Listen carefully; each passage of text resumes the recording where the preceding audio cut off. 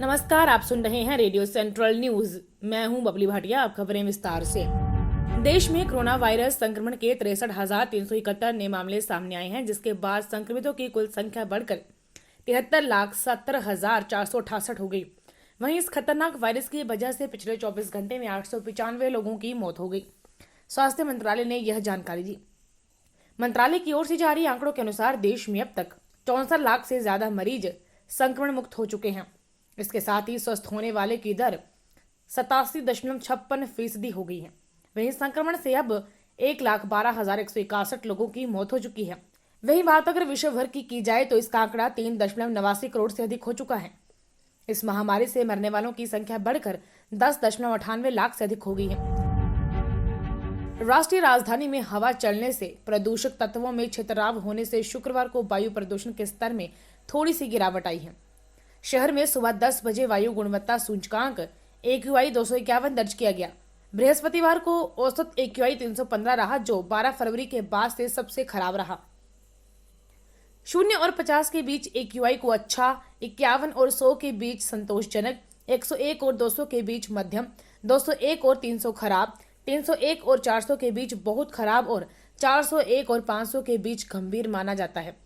भारतीय मौसम विज्ञान विभाग IMD के एक वरिष्ठ वैज्ञानिक ने बताया कि वायु की गति में सुधार होने के कारण प्रदूषण के स्तर में गिरावट आई है।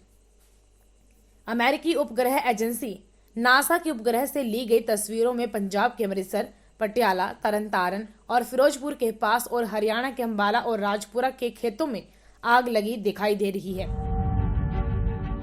प्रधानमंत्री नरेंद्र मोदी ने हाल ही में किए गए कृषि सुधारों को देश में कृषि क्षेत्र के विस्तार और किसानों की आय बढ़ाने की दिशा में महत्वपूर्ण करार दिया और स्पष्ट किया कि न्यूनतम समर्थन मूल्य और सरकारी खरीद देश की खाद्य सुरक्षा का अहम हिस्सा है, इसलिए इनका जारी रहना स्वाभाविक है। प्रधानमंत्री ने वीडियो कॉन्फ्रेंस के माध्यम से संयुक्त राष्ट्र के खाद्य और कृषि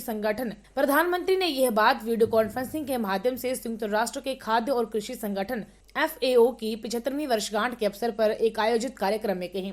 इस अवसर पर उन्होंने 75 रुपए का स्मारक सिक्का जारी किया। साथ ही हाल ही में विकसित की गई 8 फसलों की 17 जैव संवर्धित किस्मों को भी राष्ट्र को समर्पित किया। अपने संबोधन में प्रधानमंत्री ने कहा कि देश के 28 राज्यों और केंद्र शासित प्रदेशों में खाद्य सुरक्षा को सुनिश्चित करने वाला one nation one ration card system लागू हो चुका है। हाल में 3 बड़े कृषि सुधार हुए हैं। देश के कृषि क्षेत्र के सुधार और किसानों की आय बढ़ाने में यह महत्वपूर्ण कदम है। विश्व बैडमिंटन चैंपियन भारत की PV सिंधु ने कोरोना वायरस को देखते हुए इस साल नहीं खेलने का फैसला लिया है और वह अगले साल जनवरी से कोर्ट में वापसी करेंगी।